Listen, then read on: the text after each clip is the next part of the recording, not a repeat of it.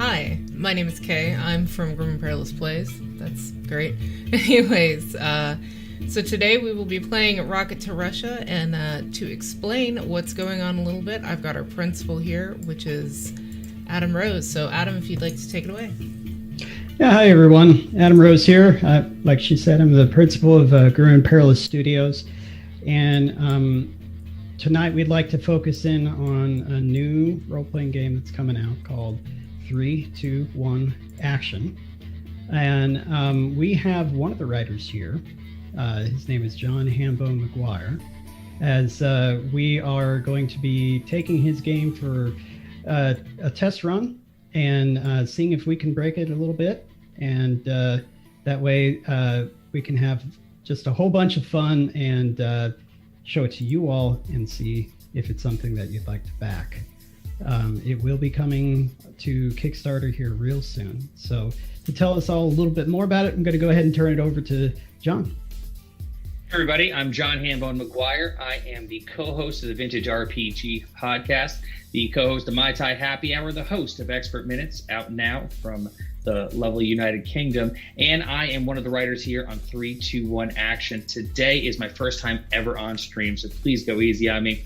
3, 2, 1 Action is an engine for an action movie.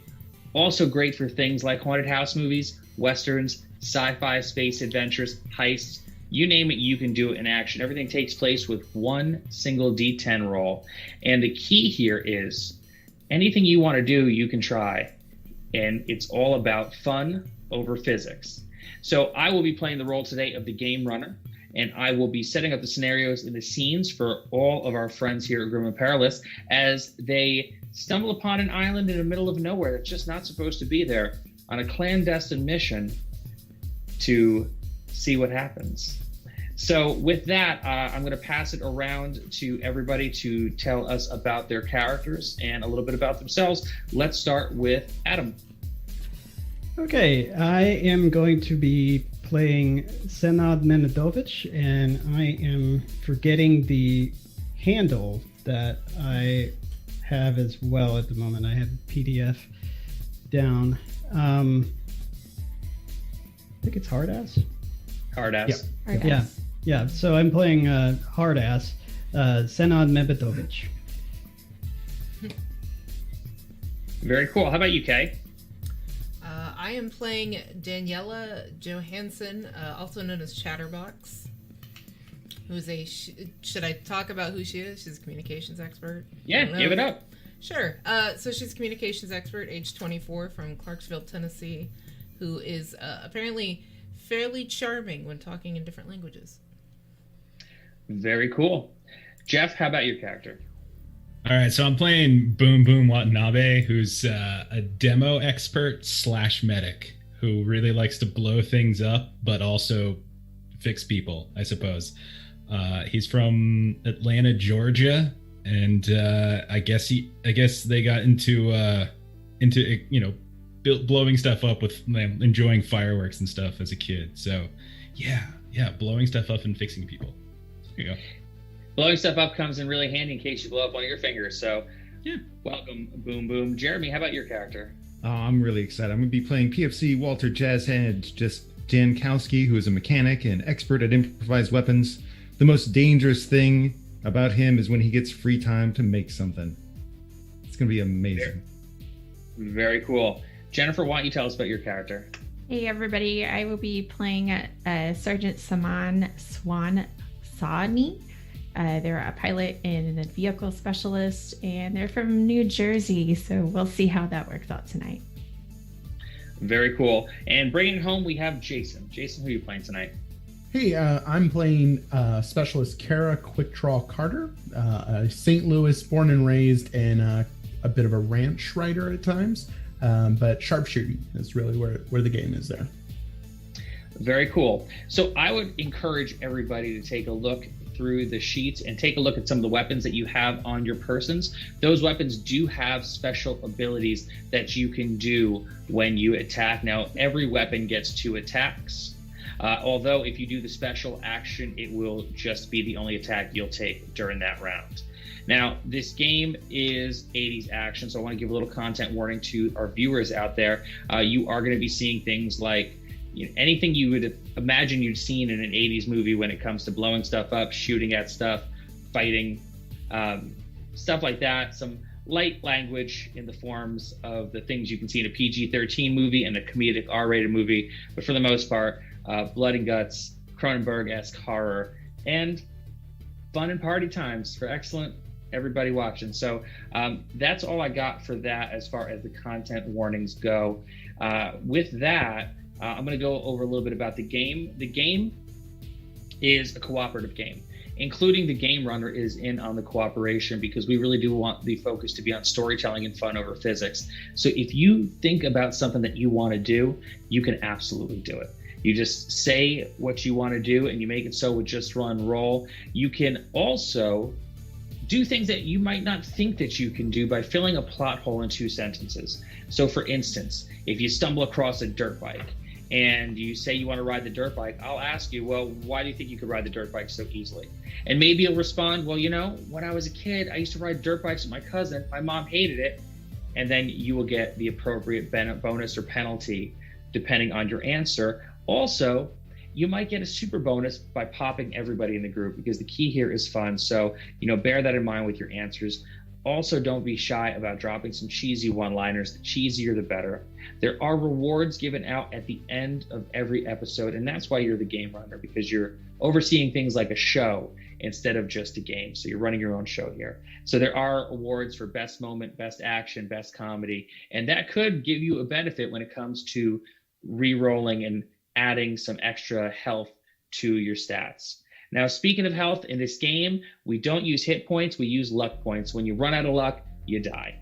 So be very mindful of those luck points. And also know, if you blow a roll, you could spend your luck points to make the roll. So if you say to try to jump over a fence because you're running from something, but you accidentally catch the loop of your jeans on there and rip your pants, and now you're hung upside down, ass over tea kettle, you could always use a couple of your luck points to make that roll instead, and thus easily make it over the fence. You could also use your luck points to make what we call a noble sacrifice. Now, in every movie, there's always that one person who stays behind to hold back the hordes, or will run into the group carrying the bomb before it detonates to save all their buddies. So you can do that stuff too by declaring that you are going to make a noble sacrifice. So there are a lot of cool ways to really get in on the action. Now, death isn't the end of everything in 3, 2, 1 action as well. I want you also to think about there's moments in the action movie where the person should have been dead, but for some reason they come back barely holding on to do that one cool thing. We've got a way to get you there too. So keep that in mind if any of you should fall on the battlefield. So with that, does anyone have any questions before we get started? All right. Nope. Very cool. Yeah. So another fun thing about 3, 2, 1 action is it's made to be dropped into any kind of story. So this story takes place in 2005. There is an island in the middle of nowhere, the actual literal middle of nowhere. There's a place on planet Earth in real life called Point Nemo. It is the farthest place from any human life in our world. And it's also a renowned spaceship graveyard where space debris, space junk, old rockets gets dumped in the middle of the ocean. So nothing harmful reaches our shores. Now, in the middle of that ocean, an island mysteriously appeared. And there is a military base now on that island, and you are a member of a clandestine commando strike force who are headed to the island because of some issues that you might have heard about or might not have heard about because it might be above your pay grade. So the story takes place with you in a nuclear sub cruising towards the island, but it's a mini sub. It's a sub that only has enough room for everybody who is in the group. It is a pilotless sub.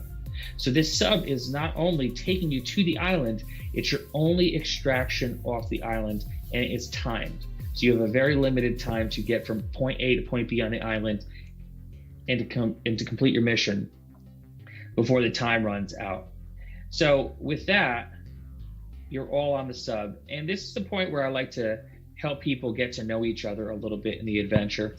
So I'm going to go around and I'm going to point out to a couple of the characters, and I'm going to give you a place and time and ask you some questions about it and let you riff on it a little bit. You're going to notice that your character's descriptions are all really light. I like to take the Netflix approach when it comes to character description and character background. I'm going to give you just enough to get started, and I want you to fill out the rest as it goes, because through this game, you will learn more about your characters by creating those backstories for your characters. So I am going to start with Chatterbox and Jazz Hands. Why don't you tell me a little bit about what went down in Granada 2003?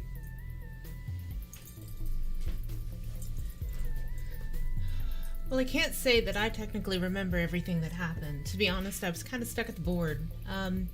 They tend to make it to where when there's reporting going on, I kind of get stuck there.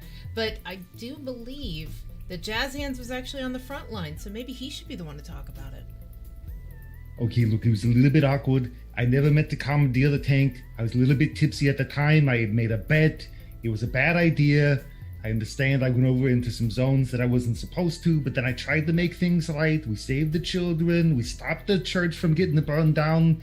It was a net gain, I think. You know, I'm just going to point out that it seemed quite interesting, all the letters that we happened to get from the governor after that happened. Or do you want to possibly go into something about, I don't know, what happened with the zoo? You may not believe me later. I never touched the gorilla. I never touched it. You know, I promise you. I like, he was crying. You know, he was trying to save a baby. You know, he was a good gorilla. He was trying to save the baby. So I helped it save the baby. And at what point did you exactly decide to, let me look through my report again, let him take the wheel? When was that?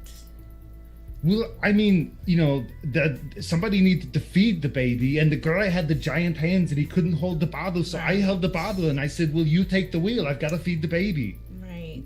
I was just being responsible. Oh, of course, yes. I'm sure that the commendation that came down from the general happened to be for your child rearing, and not potentially for you to be put on trial. I'm sure. I'm a good person. A quiet wash is over the sub. Swan's eyes get big, and Swan and Hardass, why don't you tell me a little bit about Grizzle Park in 1999? Grizzle Park, 1999. I remember. We there. We good. Strong. Although there was grizzled bear. And grizzled bear stand on two legs like a person. And had it not been for Swan, I would have dived into a very bad place. It's going to be so hard to do a Jersey accent after that. Just channel your inner Snooki. Oh my God. I should have watched more Jersey Shore for that. Some of us lived it. Some of us was a bartender during that time down there, and it was. Doesn't sound advisable. No, thank you. That was the real horror. Oh man. No. Yeah, you know, I put you in that hole, and I don't know. It seemed like a good place for you. Well, I was down in a hole. I almost lose soul.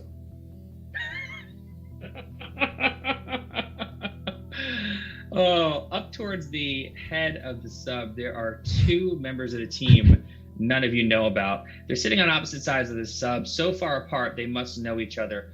One of them, you've been instructed, is the point man on this mission. His call name is Dang Nasty. The name fits. You were instructed to obey his command.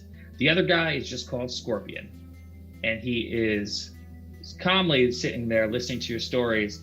And you get the feeling that they're trying not to laugh, but they also seem to be kind of off in their own world together.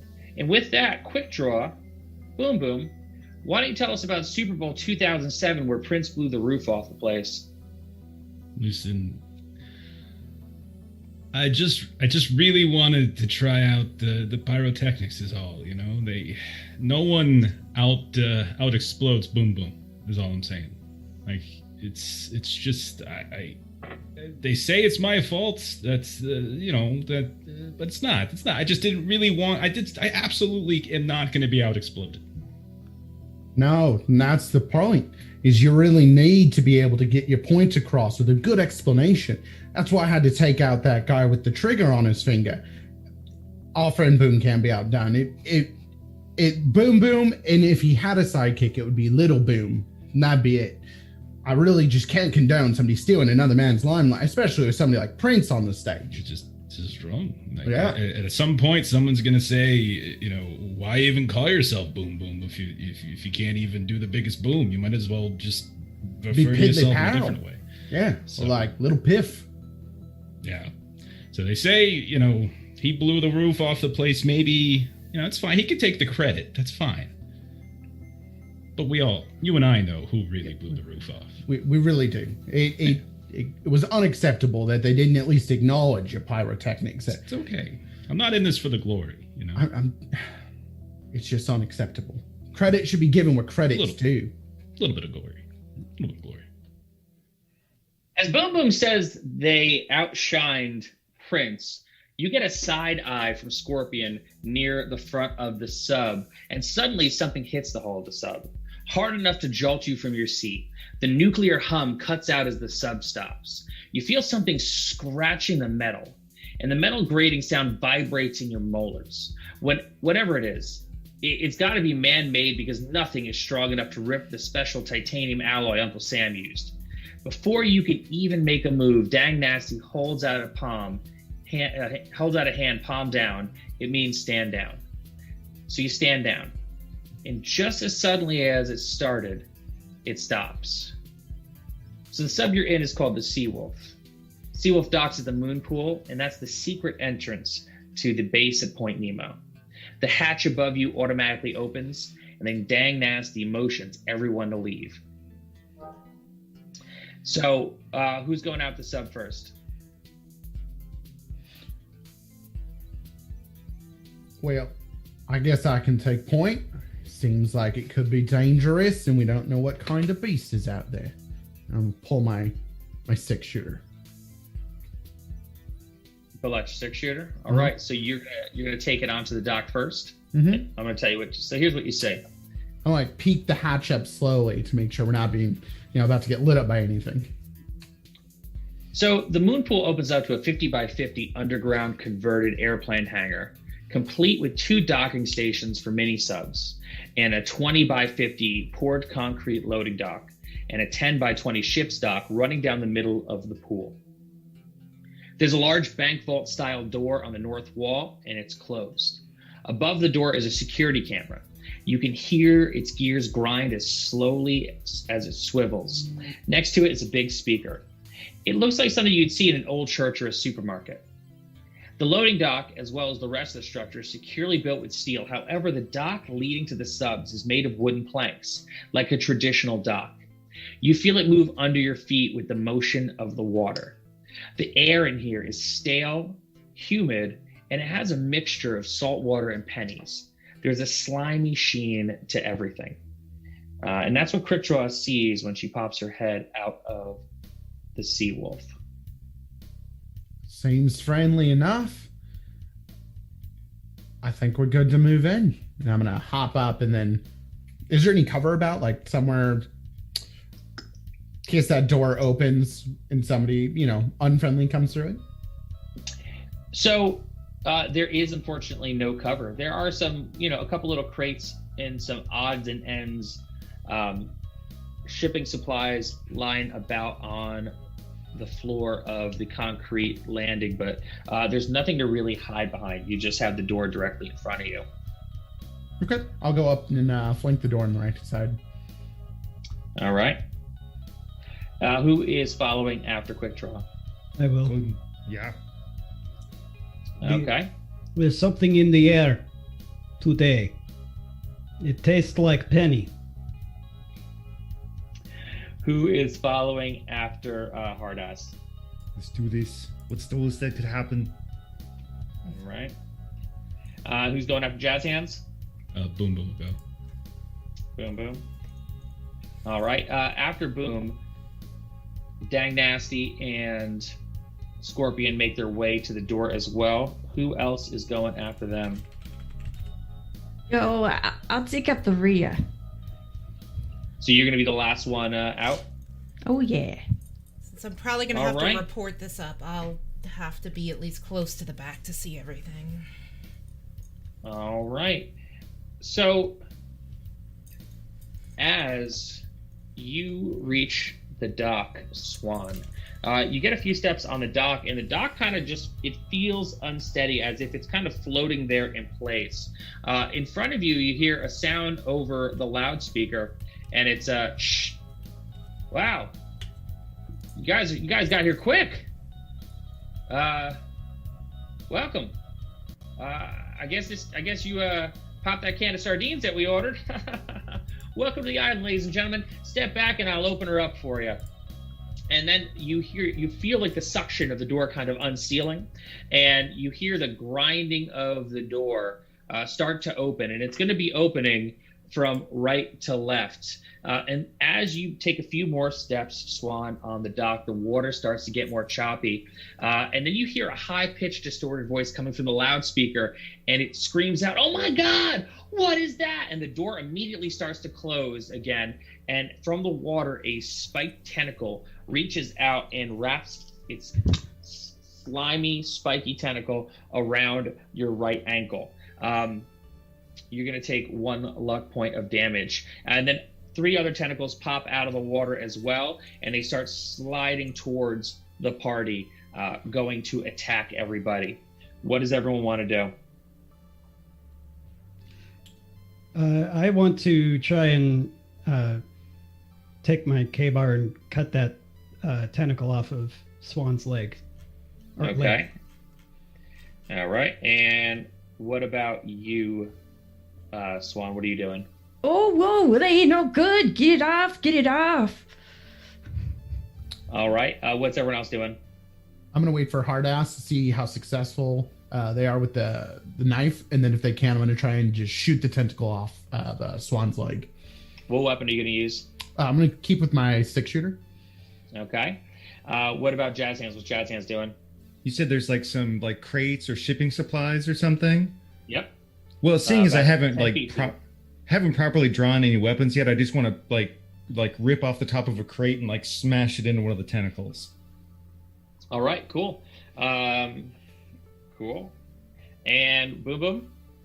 Boom Boom carries a grenade launcher and doesn't go anywhere without it, and is gonna try to launch an explosive round towards the source of where the tentacles are coming from, just towards the water.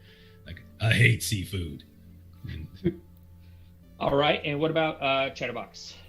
Since Chatterbox is the closest, I think, at this point, she's gonna go ahead and try to stomp down on the tentacle while she's pulling her handgun out and attempting at the same time to load it, because she didn't know what was going on and probably didn't have bullets in it.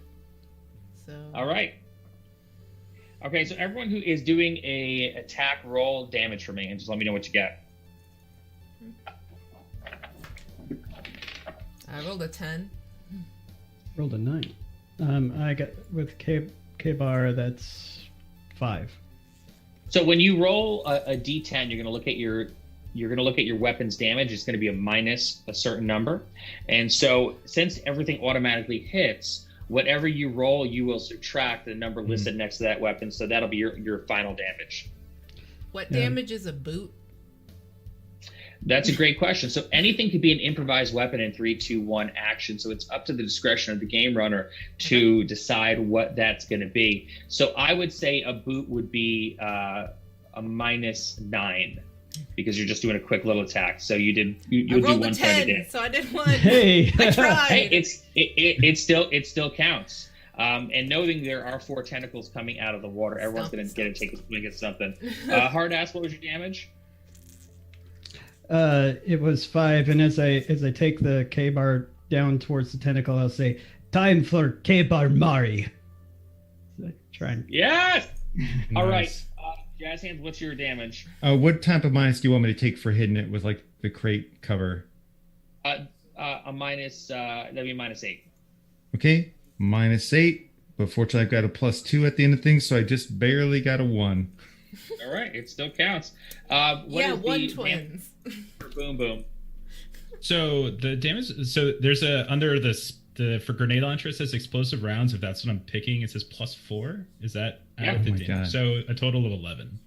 Okay, that's cool. And make sure you scratch off the E's one of those because you have a limited supply. And then quick draw. What's your damage? 7, and on the same tentacle as hard ass. Okay. And just know everyone gets to make 2 attacks for everything. So for this round, though, it's going to be a quickie just to get you guys feeling out how combat goes in this. But going forward, make sure you're taking your 2 attacks. So as everything happens here, Steve is by the door. He touches something on his watch. The sub sinks and starts swimming, starts backing out of the moon pool. So now you've been ditched by your ride, and you have a time limit to get to the other side of the island. Scorpion is banging on the door for you guys to get let in. Poor Swan gets swept and kind of takes a little bump on the thing, and the tentacles are trying to drag Swan into the water, but Hardass runs over. And say the line, please. Time for Kebar Mari. And just chops right into that tentacle. Kebar Mari, my God. Chatterbox, and Jazz Hands are taking out the tentacle near the center with the boot and the top of that shipping crate. Quick draw fires off. Are you doing a regular? Are you doing a silver bullet at the with the 6-shooter? Oh yeah.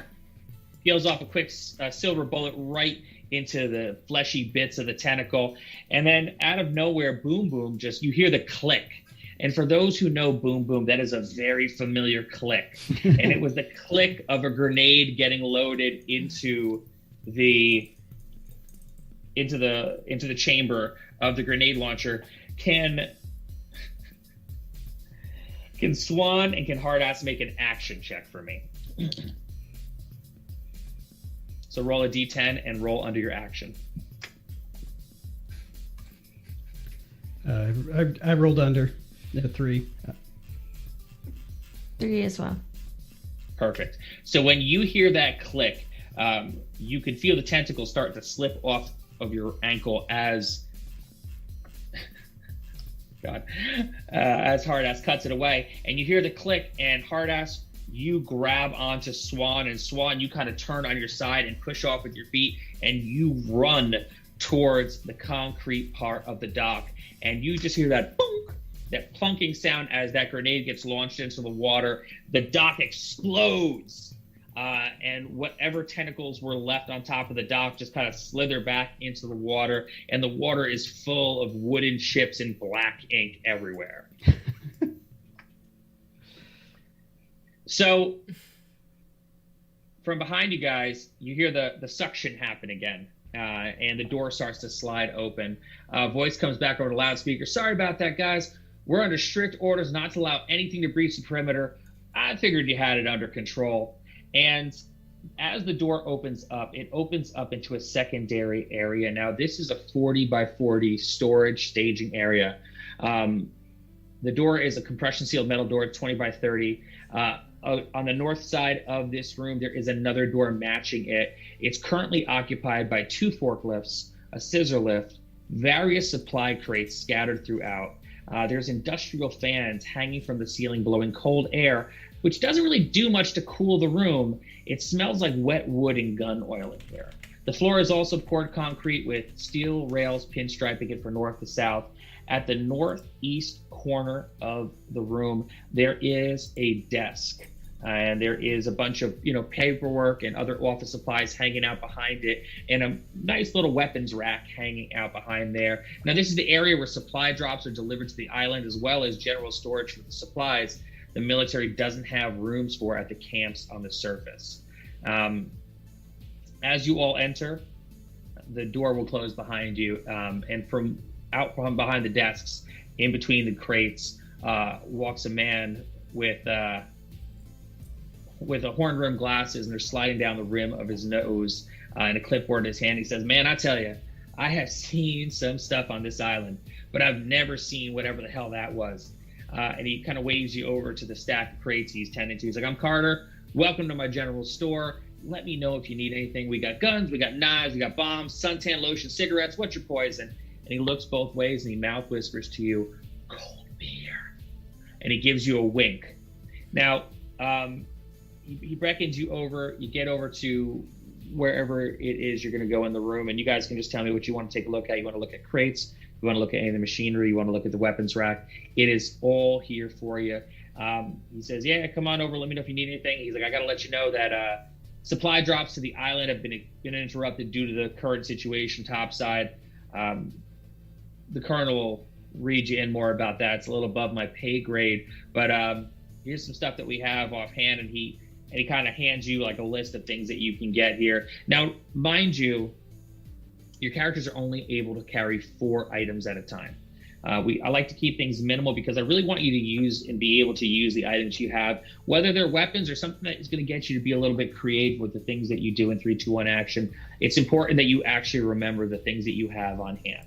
Now, with that, one thing I want everyone to know is that when you look at things grouped together, like say a gun and ammunition, a bow and arrows, a bag of Molotov cocktails, that all counts as 1 item. So if you get multiple bits of ammunition for the specific weapon you have it for, that counts as 1 item. So if you have shotgun shells in a shotgun, 1 item. If you have handgun bullets in a handgun, 1 item.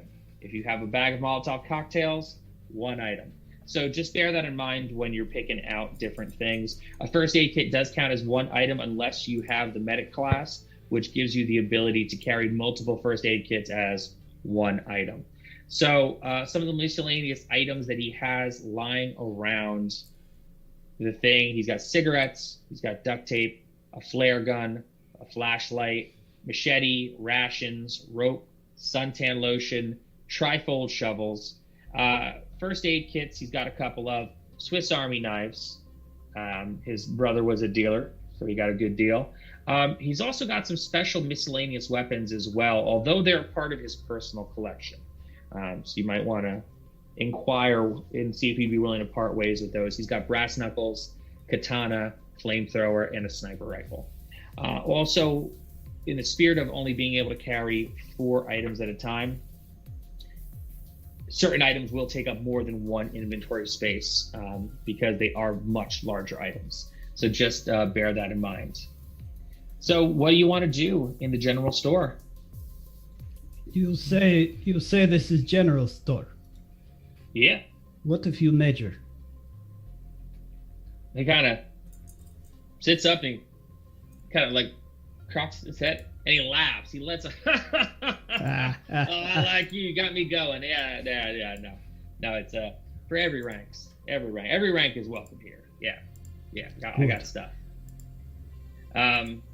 And he sits there and he's looking at you and he's sizing you up because you guys have been brought in to do a job, and he's sitting there and he has that look on his face like he wants to talk to you, but he knows he's not allowed to. He's like sitting there and he kind of wants to know because you guys came in on a nuclear powered sub, and he's just sitting there kind of biding his time. Anything I can get for you? You know, I'd really love to have a couple of flares and a flare gun. I feel like that could come in handy to signal the ship if on our way out. Mind if I take a gun and a couple of bulbs? Absolutely. He gets a different clipboard out. He wets the pen with his tongue, and he gives you a flare gun with 2 flares. Anybody else? Uncle Sam's footing the bill. Much obliged. Well, I take more bullets for making holes. What kind do you need? I take a handgun round and I point to the proper ammunition because I myself am not that great at ammunition. So ones that'll go into a handgun and an M16A2. All right, so he gives you a extra magazine for the M16, and he gives you an extra magazine for the handgun. Okay. And he says bullets are a little bit harder to come by right now because of the situation topside. But here, okay. You got them. What else you need? Well, What do you got that goes boom? Sorry, Jerry. And he kind of like looks over his shoulder, and you can kind of like see him kind of glance sideways at the flamethrower. He's like, well, I got some stuff. Okay. Got any? So I'm gonna go. I'll take a look at the flamethrower. I kind of look it up and down. Like, this is all right, I guess, but something that makes a just makes a big explosion, goes in different ways and such, like grenades. I wasted an explosive round destroying your dock, so if you got any more, that'd be great. He gets upset when you say it's all right. He goes, all right. He goes, this is the top of the line flamethrower. And he goes through all these like stats about it, like he's like trying to sell you a snowblower. And he's like, this is my baby. And he kind of like gets a little kind of put off and a little sad. Make a charm check for me. Okay. So roll a charm check, and if you want to try to convince him a little better, fill a plot hole in 2 sentences and tell me why you're convincing. So I rolled a 3, needed a 5. Okay. Perfect. So I feel like I might hey, I could see the resemblance. You've got good eyes. So I'll probably just so the plot hole, right? So I'll be like, so why I would so I understand this. So 2 sentences for why I might be successful at talking him into letting me use his flamethrower. Is that what you're saying? Yeah. Okay. Yeah. So let's say, listen, I mean, I can clearly see that you're a man who likes the finer things. I too like the finer things. Let me tell you about all the times I set things on fire. And so I'll just start like listing like this long series of stuff that I've set on fire. So clearly I'm an expert in fire, as are you. And he sits there and his eyes get big. He's like, he's like, I knew you were pulling my leg. He's like, I heard that explosion outside. He's like, I'll tell you what. He's like, I don't know about this. He's like, I'm still tinkering with it. And he goes, I'll be honest with you. It's not done yet. He goes, but here. And he kind of like looks under. He kind of opens up a drawer. And in the drawer, he's got like a bottle of bourbon and a hand grenade. He kind of just palms the hand grenade to you. He's like, we're not supposed to part with these, but here you go. Can I have the bourbon too? And he kind of like looks up, and he looks up at the camera, and he kind of waves you in close, and he brings you in like right to the corner of the room, so you're underneath the camera. And he pops the bottle, he takes a swig, hands it to you, and he puts the bourbon back in the drawer. Anybody else need anything? Clearly, the most important item here is the duct tape. Yes, sir. And he hands you a roll of duct tape. Excellent. All right, and make sure you mark this off. And remember, you only got 4 items to be carrying. So if you got to drop something, drop it now. What about some rope? And he looks at you and he's like, rope? He's like, absolutely. And he pulls off the rope. It's 50 feet of rope. It's wrapped up good. He's like, he looks at you in the eye and he's like, Charlie Bronson used rope. All the great heists have them. And I'm going to swap my K-bar for some rope. You and your fucking rope. You'll thank me when we're hanging from the ceiling getting stuff done. All right. Chatterbox looks at everything around and realizes she's kind of full on inventory, but then she steps over and goes, I can't really say that I'm interested in any of these particular wares, but do you happen to have any, reports, any maps of the area, maybe a map of the island, something that might help us navigate? Make a charm check for me. Okay. And that's roll under, right? Roll under. Okay. And if you roll under, you can, I rolled a 2, my charm is a 6. Perfect. So he looks at you and he's like, and he kind of like, he's like, I don't have a map, but roll a d10 for me, Chatterbox, one more time. 6. I'm going to give you a random island fact, and you rolled a 6, and he's like, he looks over and he's like, he kind of brings you in close and whispers. He's like, listen, there's a lot of weird stuff on this island. And I mean weird with a capital W. And he's kind of whispering this to you, but he's like, the main science camp on this island, and there are several camps on this island. Mm-hmm. He's like, there's Betsy. He's like, there's Herbert. There's Denver. There's more. But he's like, Herbert. He's like, I heard it was made from the wreckage of it's a scientific center, but I heard it was made out of the wreckage of a spaceship, and it's currently experiencing. There's earthquakes that keep coming from that place, and no one knows what's going on. But like, I don't know, man. That place has got me really spooked. I've heard some things. All right. And which direction is this particular camp? He's like, the colonel fill you in. He's like, it's kind of hard to find, but I don't know. I don't know if you're going to end up being there. And if you are, he's like, just be careful. He kind of like does the sign of the cross on himself because he's definitely clearly shaken by like just talking about it. Just kind of nods and makes a mental note. All right. Anybody else want to try to pry a little information out of him before we keep rocking and rolling? All right. I will actually go back for a second. You said something about medical kits. You got more of them? I'm kind of sloppy in my work. Oh yeah. How many you need? How many you want to give me?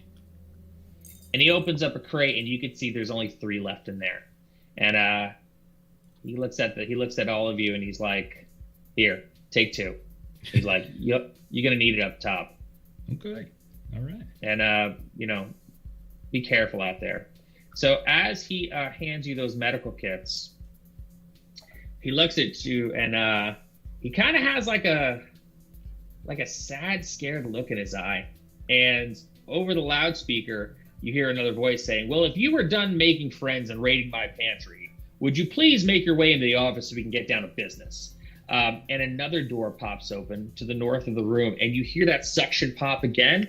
But whoever's standing kind of near it, you feel this cool breeze. It just hits you, and it's the most refreshing thing.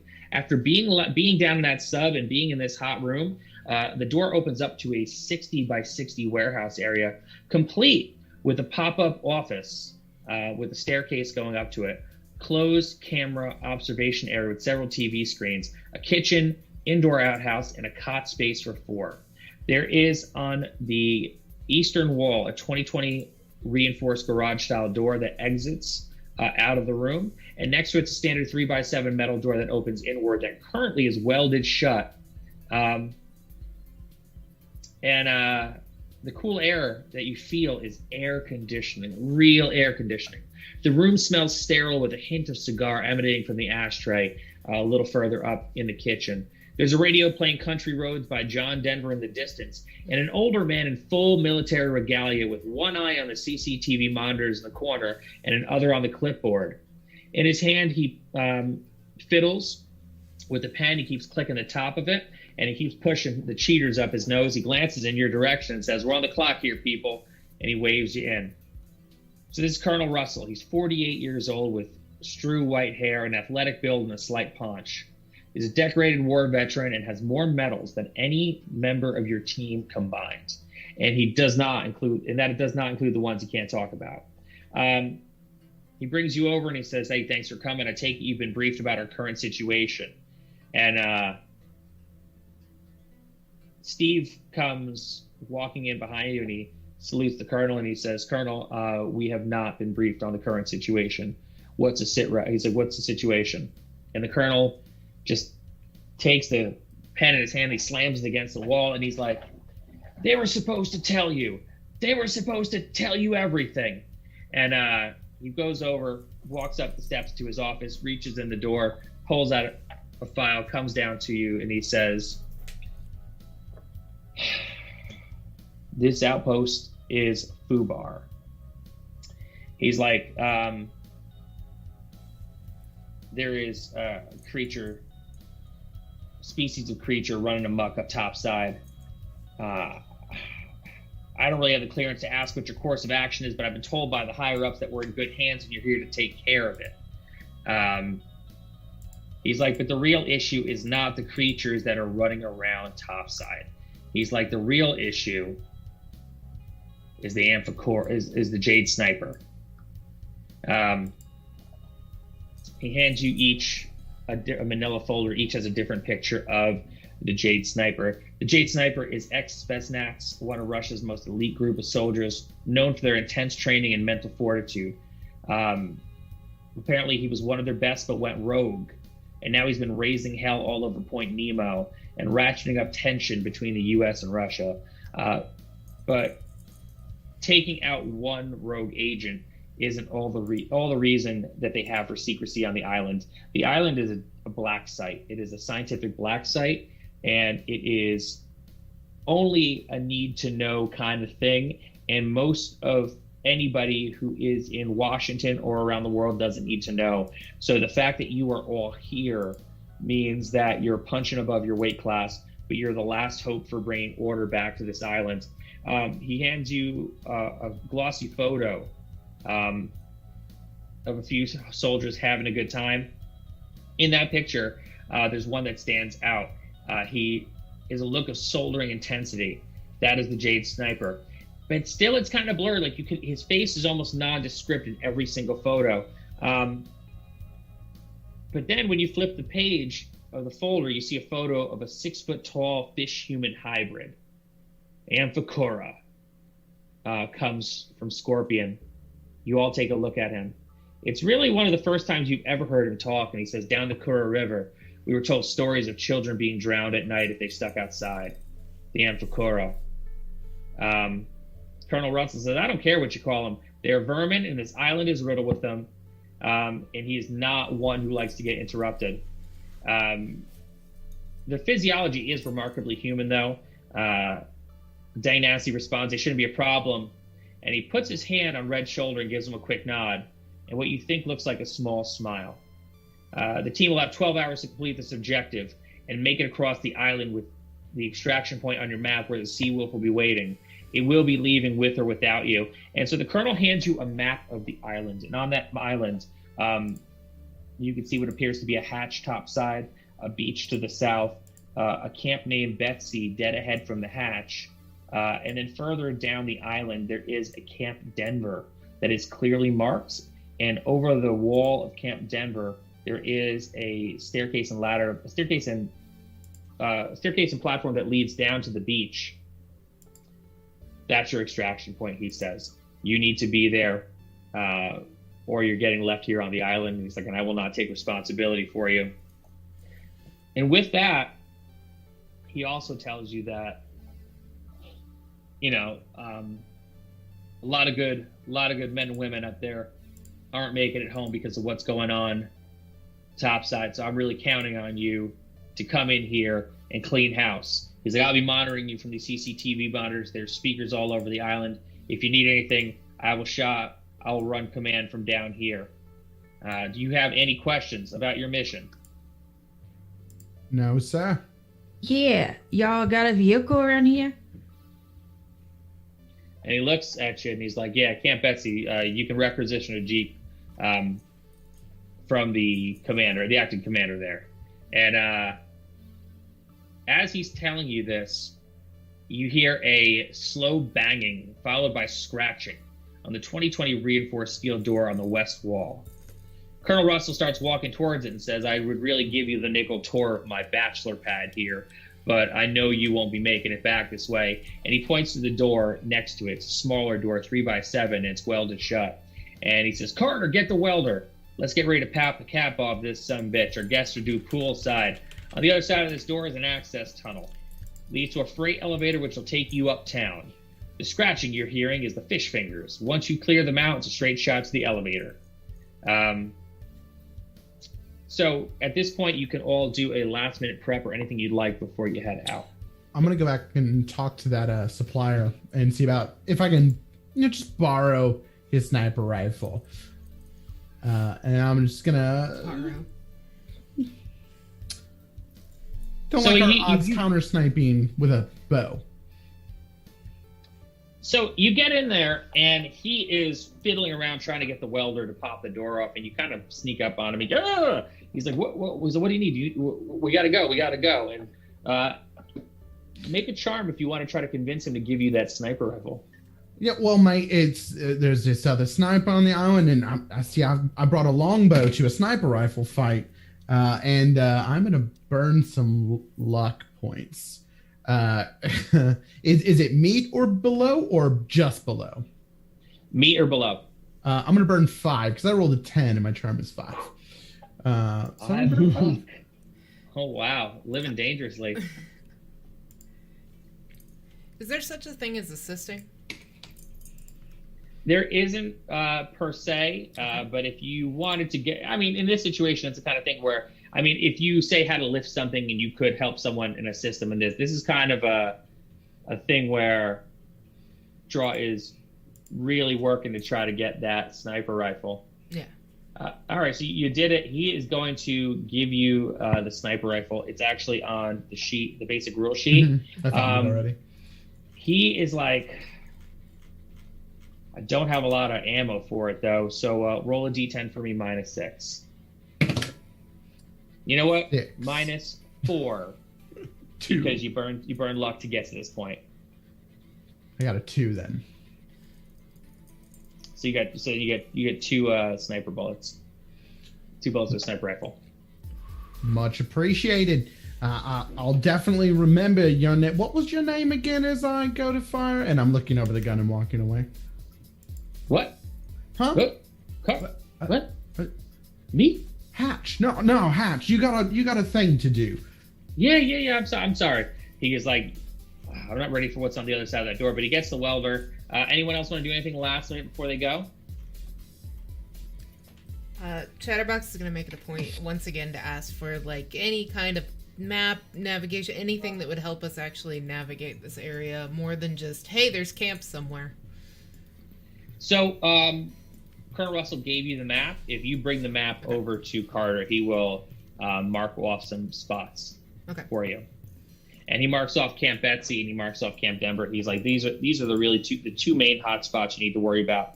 And he kind of marks off faintly into the jungle a little bit. He gives you kind of a vague idea of where Camp Herbert is. But he's like, I don't advise that you should go there. Not today. Okay. And you said Betsy's. Go ahead. No, go ahead. Finish your thing. You said that Betsy happens to have vehicles. Can we expect that there's also gas there? Is there somewhere else that we'll have to go to actually be able to use said vehicles? He goes, oh no, Betsy's full service. He's like, Betsy is an R&D camp where they build like weapons and stuff up there. I think I haven't been up in a bit, but I heard they were messing around with some weaponry and some weird science mumbo jumbo. And there's also that's where the mechanics are. Oh.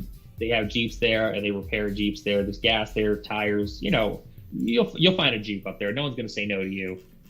And do you happen to have, I don't know, some kind of communications, sat phone, anything like that might get us back to you guys or back to anyone else on the island if we should need to? So Chatterbox has a communications kit on her. I didn't know what communications hub meant. Yeah, so that's the way that you're going to be able to communicate with all of your teammates. And also, he writes down on the thing the frequency for the CBs down in the bunker. Okay. So it's like, yeah, if you need to get back in touch with us, here's the frequency that you need to call in on that one. It's a secure channel, and it won't interfere with whatever else you got going on talking to your teammates. All right. Do I overhear the kind of layout of the map where they're pointing out on the island? Is it something I could kind of overhear? You were walking away, so I'm going to say no, because you kind of got that sniper rifle. No, it's fine. And he's very, very nervous about the other side of that door. All right, so if everyone's ready, Carter gets over to the 3x7 door and he starts unwelding the door. And as he starts unwelding it, all the banging and the scratching stops. And he stops when he hears the banging and the scratching stop, and he kind of looks over his shoulder at Colonel Russell, and his eyes get big, and he's like, all right. And he kind of puts his head down, and he starts unwelding. And then the welding stops, and the door is ready to be open. And Colonel Russell, gets on the other side of the door, and he shoulders the door, and he puts his hand on the door, and he digs his boots into the floor, and he says, "You ready?" And Steve does the thing, rounds you up, dag nasty, and Colonel Russell says, "Opening the door in 3, 2, 1. Good luck." And he whips the door open. Who's going in first? Hard ass will. All right. Who's going in second? Quick draw. All right. Who's third? Okay. Chatterbox. Haha. Okay. All right. Who's fourth? Then I'll go fourth. Okay. And who's fifth? Boom will go. And who's last? I take up the rear again, and I'm going to click my shotgun. Love it. Click it. You guys run in. Dag Nasty and Yuriko following in after you. And as you guys get into the hallway is a tunnel. It's a 20 by 100 tunnel, which is lined with lead. It's broken in parts and also lined with industrial panel lights. And about 100 feet ahead of you, you see a 30 by 20 staging area and a sign on the wall with an arrow that says elevator. The lights are kind of flickering. You hear the door slam behind you and you hear the sound of welding, but there doesn't appear to be anything in the hallway. It's oddly quiet. It's about 15 degrees hotter than the colonel's office, but the air is rife with the stench of mold.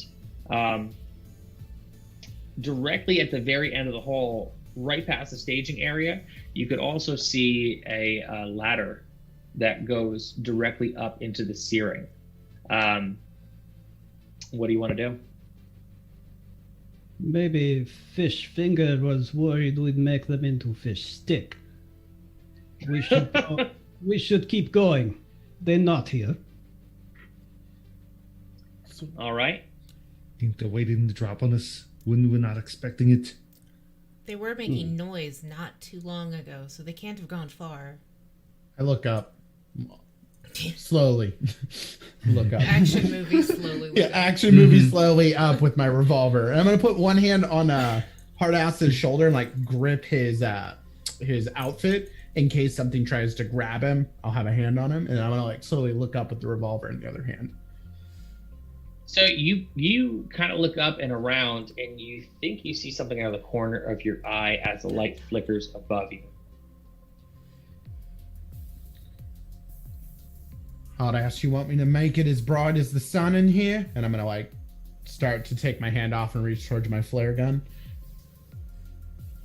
What, you have trouble seeing? Well, I think I see something moving around up there. Who doesn't love a good fish fry? And then, he'll do he'll look up and, see if he sees anything. So you both look up. Mm-hmm. The light kind of rocks back and forth, and you hear like a slithering, and from the ceiling drops 2 1-foot leeches that just slap onto your bodies and immediately start sucking into you. You both take 1 luck point of damage, and you're going to have a luck point damage loss every single round until you do something about it. As this happens, you guys look, and anytime you see a crack in the wall, you see these leeches kind of splorching and splashing out of the walls and kind of slithering onto the floor, and they stink. They stink. They smell like there's blood, but it's blood that's been set on fire. And so now you have a leech on you, Hard Ass, a leech on you, Quick Draw. What do you do? I'm gonna try to dig the gun barrel up into its side and pull the trigger twice and just blast this thing off me. So, all right, so you blast it off you. There's no need to roll damage on this. They are 1 luck point each, and it just blasts right off you, and it splashes on the floor, and this black blood just splurches everywhere. Hard Ass, what are you doing?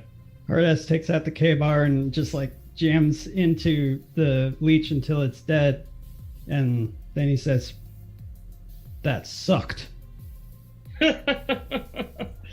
So those 2 leeches are dead. There's a couple just on the floor kind of meandering around in front of you. What does everyone want to do?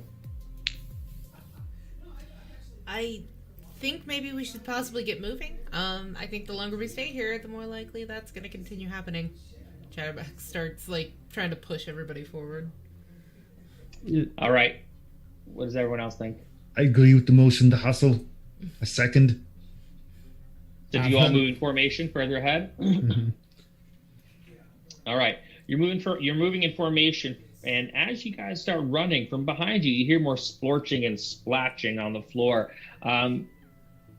Swan, you glance over your shoulder and you just see it's raining leeches coming from the light fixtures behind you, and as you're running, they just keep falling off the ceiling.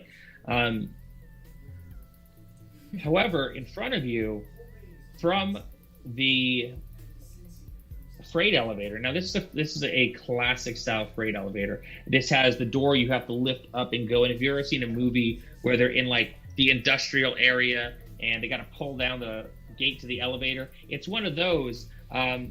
It goes up, and from it, 3 creatures jump out and take a combat stance in front of you. Now, these creatures are hideous looking. They look halfway between the creature from the Black Lagoon and the Slee Stack from Land of the Lost with the piranha mouth. They have hands that are gripping makeshift machetes and also a spear in each hand. And they take a battle stance in front of you, and they at you, and they are ready to attack. What does everyone want to do? You one ugly son of a bitch. And I'm just going to unload.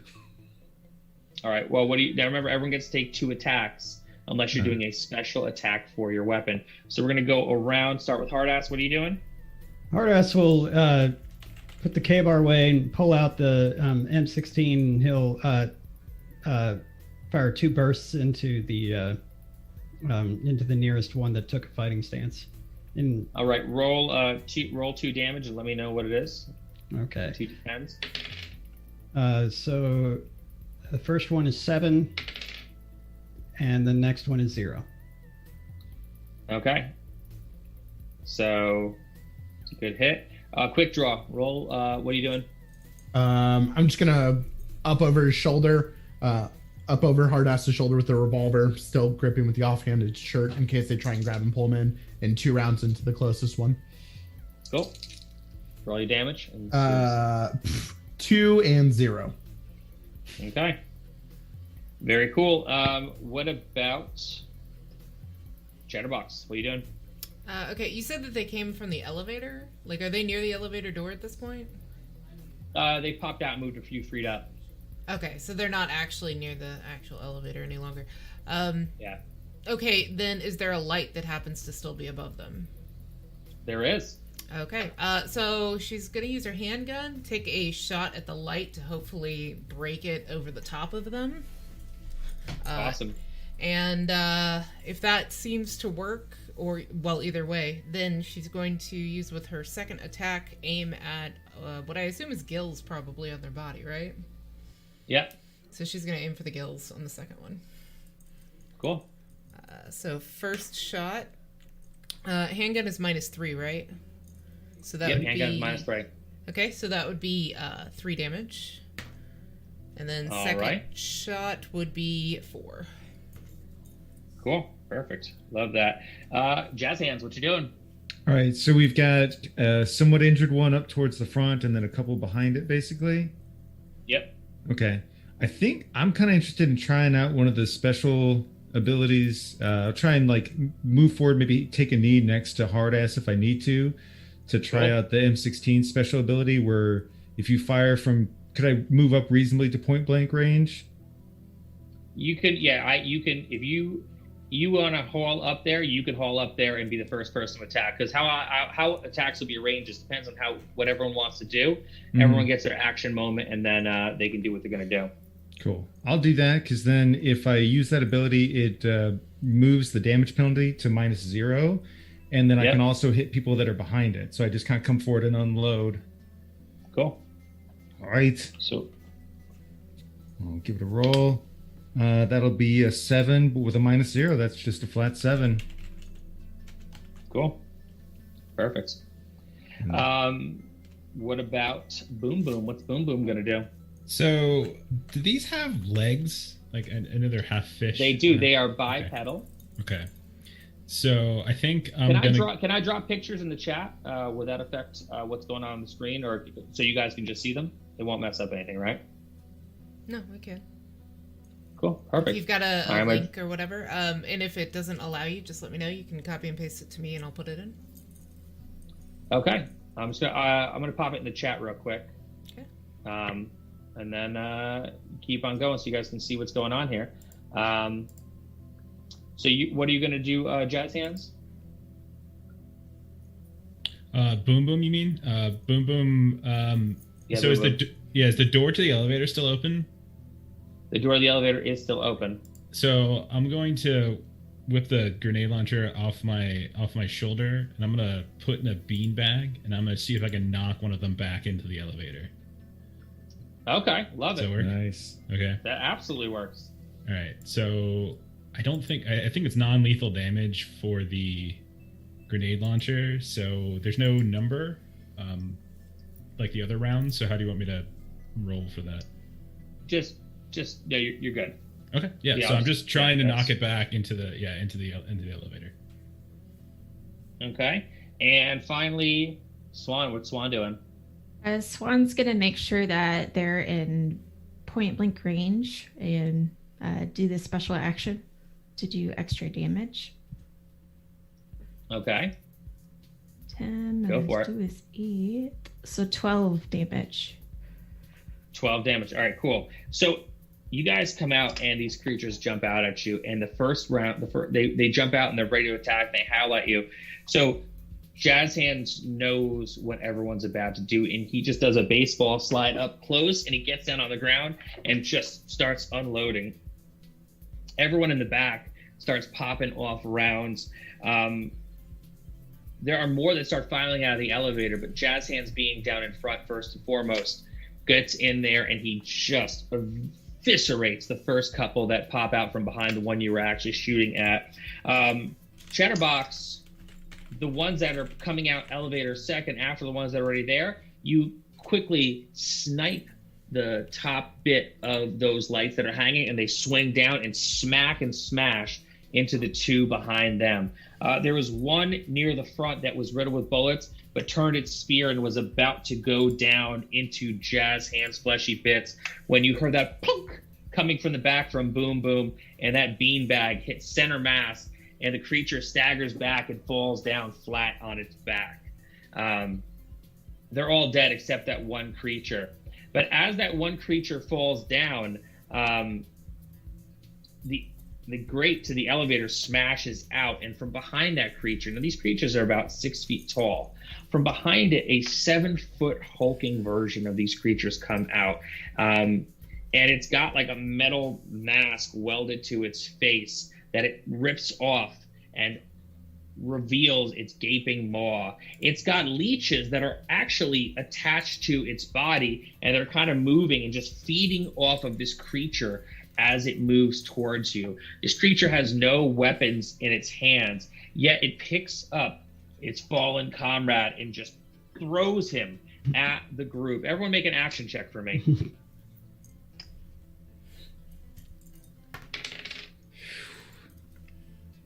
It equal to? No. It's equal to an under. Yeah, meet or below, yeah. I rolled a 6. I gotta check my action. Ate it by 1. I failed. On the button. I failed. Yep. Made it. Made it on the button. Yeah. All right, so who failed? Quick draw, hard ass, and... Ooh, on it. All I right, think so it's you made just it. us So two. Yeah. All right, so quick. So the creature hits you both. You're not going to take damage for this, but you do get knocked over onto the ground. The creature kind of just rolls over you, and as you're both laying there for a second, you feel on your shoulders, each of you, 2 leeches start crawling and gripping onto your shoulders. You're each going to take 2 luck points worth of damage, and now you have each 2 leech. You're on the ground. You have 2 leeches both feeding off of your shoulder blades. Everybody else stands before this creature, and it howls at you and starts charging at the group. So everyone who's standing, what does everyone want to do? I will start with Chatterbox. What are you doing? Okay, so has he charged in at this point, or he's just thrown a corpse at us right now? Is that He where we're- threw a corpse at you. Okay. You most of you ducked out of the way. The ones that got hit or knocked down, and he's charging at the group now. He will be, after you guys decide what you want to do next, he will be in combat with you. All right. Aiming at the knees. Okay. And So roll your damage. Okay. Now, what does it take to be able to switch weapons? Is that kind of just written in, or? Just grab it. Grab whatever you want. Okay, so she's gonna reholster her handgun, pull a shotgun off of her back, and go for the knees as he's running in. So that should be, well. Could I count that as close or no? You can. You'll be the last one to go in the thing, because he's gonna get close to you first for you to get close. All right, that's fine. So he's gonna close it on you. I had to put my handgun away. It makes sense. All right, so I will go ahead and roll my 2 shotgun shots. So I rolled an 8, so that's 6, and a 4, so that's 2. All right. What about a Boom Boom? What's a Boom Boom doing? Oh, and that's +4 because of point blank, right? On both. Yes. Okay, I didn't add the +4, so just so you know. Okay, so that would be 10 and 6 then, right? Yeah. All right. So, Boom Boom would like to try to get some help on this, if it's possible. I was going... So Boom Boom's going to motion to Jazz Hands, and as I start feeding an explosive round into the mouth of the one that they threw at us, and making the motion, let's throw it back at him with the explosive round inside. Of course, I'll even duct tape the explosive into its mouth to make sure it doesn't fall out. There we go. Jazz Hands, make a brawn check for me. Okay. Come on, Jeremy. I got a 3, which is sadly like on the nose. That's where the money's at. Okay. Oh man. That's great. Man. And Boom Boom, roll a damage for me. 12. I love it. Okay. Eat Quick this. draw. What are you doing? They seem to have the charging monstrosity in hand. I'm gonna grab the leeches and twirl them around and smash them together and try and pop them together against each other. All right. Perfect. No damage needed to do. Like water balloons. Yeah, they're full of my blood. It'll be an easy pop. Hardass and Swan, you are both. You're both on the ground. You got leeches feeding off you. What are you guys gonna do? Well, I was going to do something similar to quick draw, but I will rip them off, and as the big guy's going over me, I'm going to like twirl them around and like hit the big guy with both of them,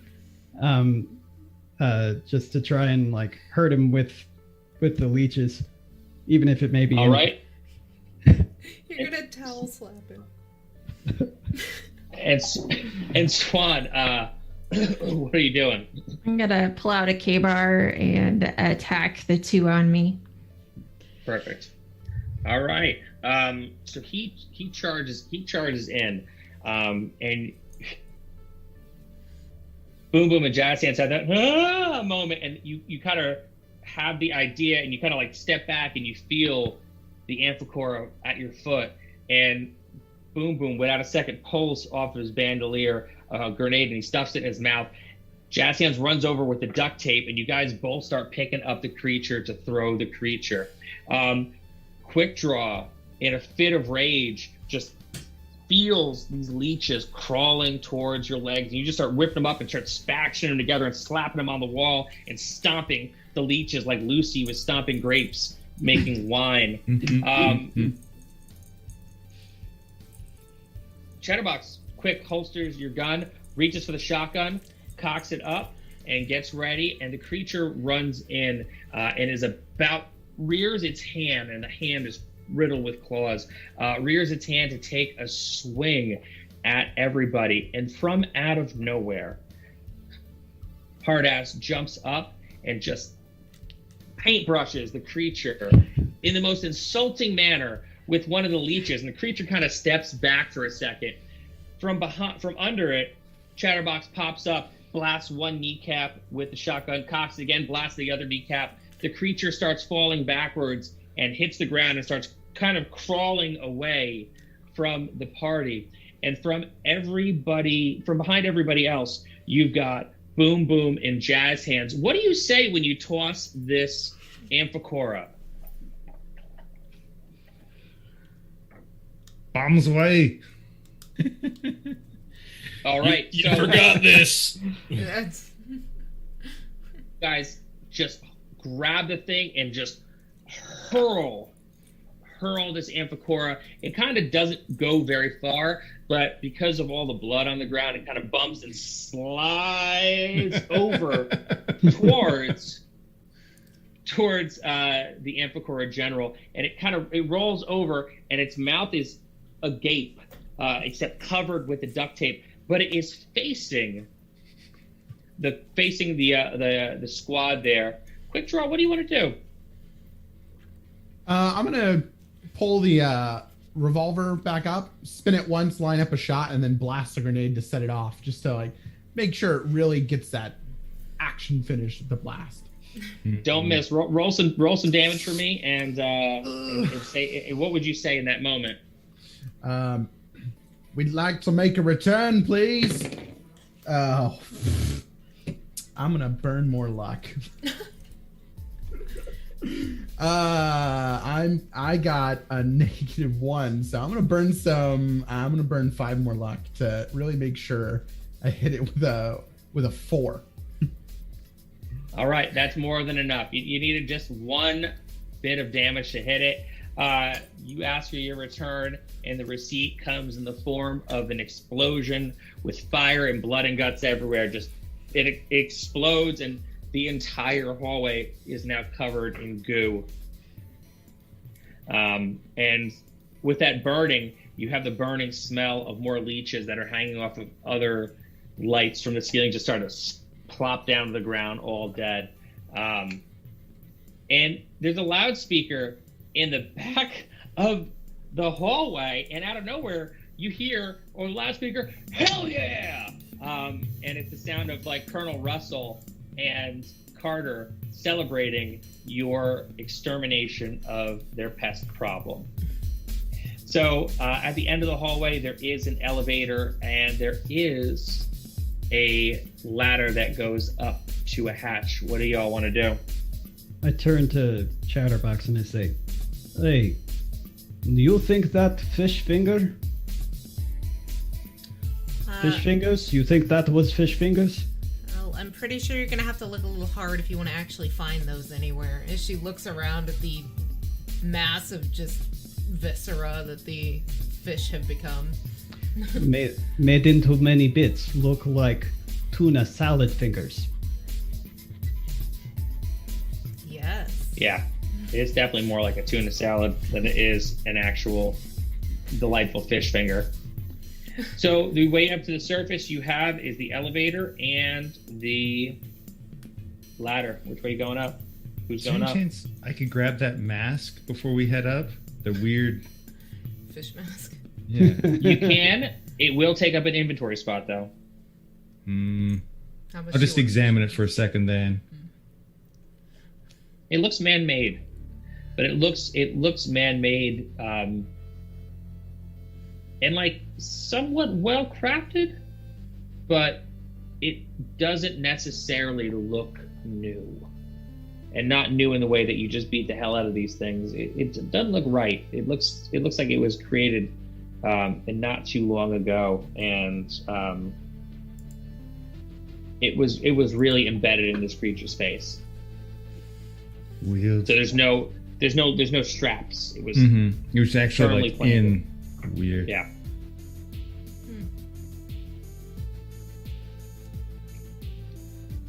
How high does the ladder? Like how many? Like how long is it going to take to climb? Would we reckon? So the ladder is it goes up about 100 feet. You are deep under the ground. The elevator is right next to you as well. However, it does look like it got damaged in the fray. Yeah, they hop down here, so not one for climbing, but seems like a better choice.